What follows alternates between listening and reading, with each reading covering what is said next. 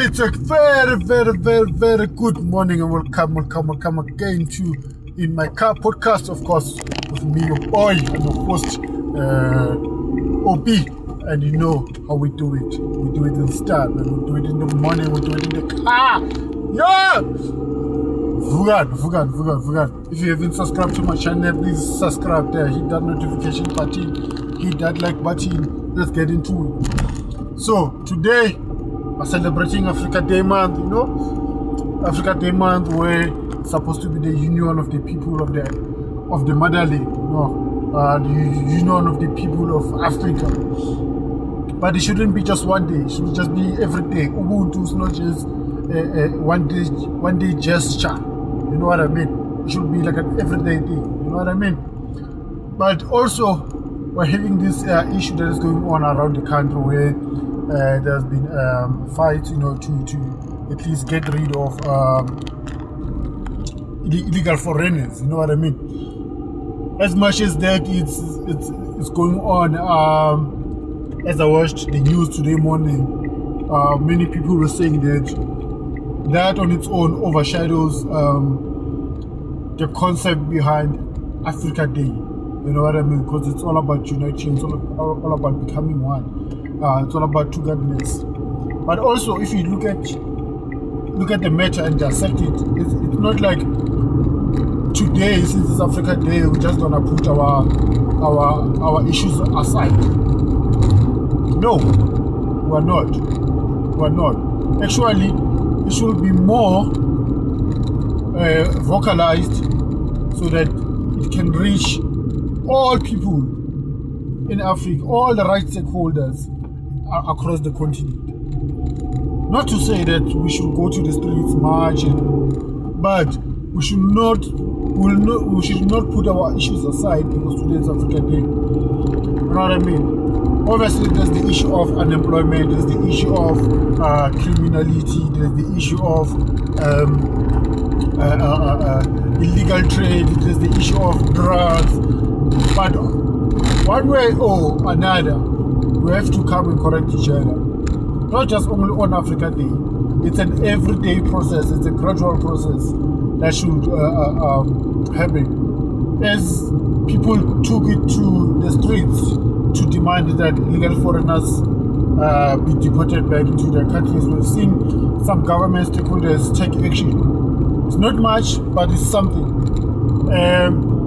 And that should be the case every day. There should be police on the streets, in these apartments, in these workplaces, to make sure that there's no illegal foreigners hired without proper documentation. Not saying foreigners shouldn't be hired, illegal foreigners. You know what I mean? Make sure that in these schools there are no forgery of documents so that illegal foreigners can enroll at these schools. We should also look at the matter that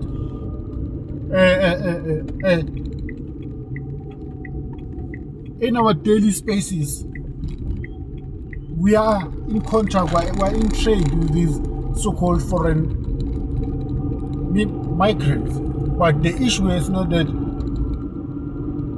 you are a foreigner, I'm a South African, or if I'm in Zimbabwe, I'm a nationality there, and then you as a South African or a Mozambican or a foreigner. No. The issue is that if you are illegal in the country, you should go back. You know very well that you are an illegal immigrant here. So, in any country where you are an illegal immigrant, you must make sure that you, you behave. You behave, and then second thing, you make sure that you don't mix yourself with anything that has to do with crime. You don't mix yourself with anything that breaks the rules of the country. Because first, you are an illegal immigrant there. Any chance you're being caught involved in any illegalities, you are deported or you're straight to jail.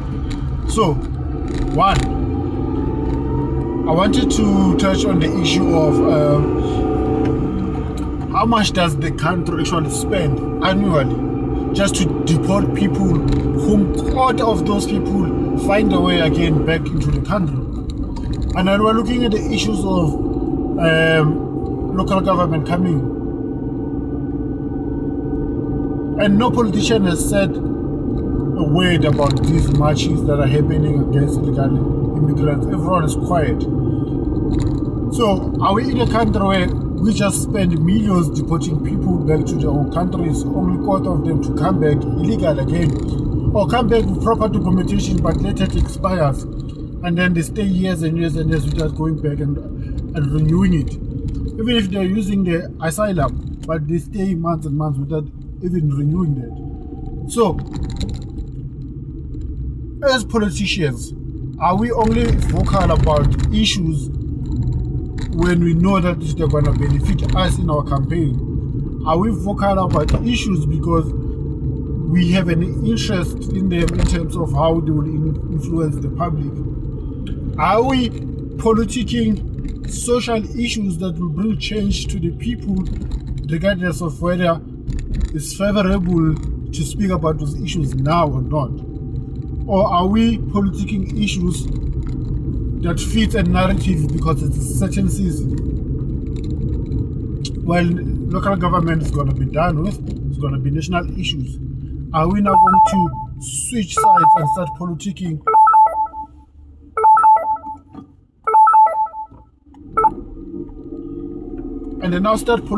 issues of national interest just to fit a certain narrative or propaganda pushing towards the national elections?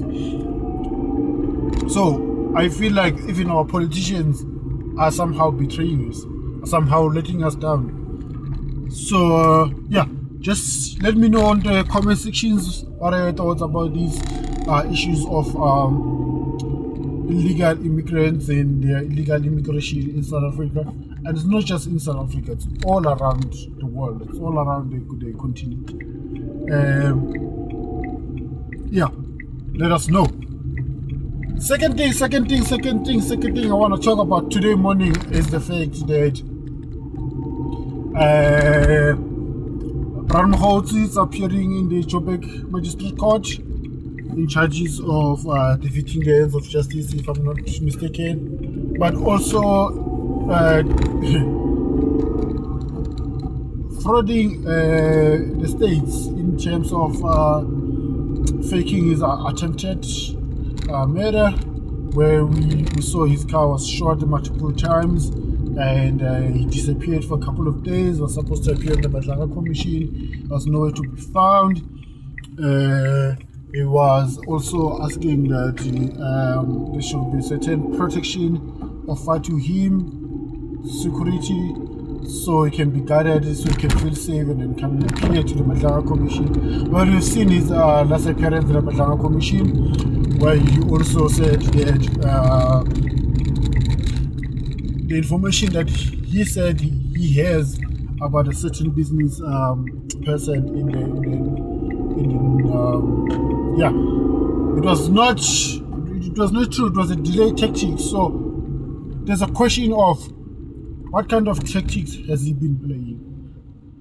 He claimed that he is a spy, undercover spy, of which someone like him doesn't fit the profile based on my view. Anyways, there's a lot that is happening. Masandawana winile. They've won their second African Cup of Nations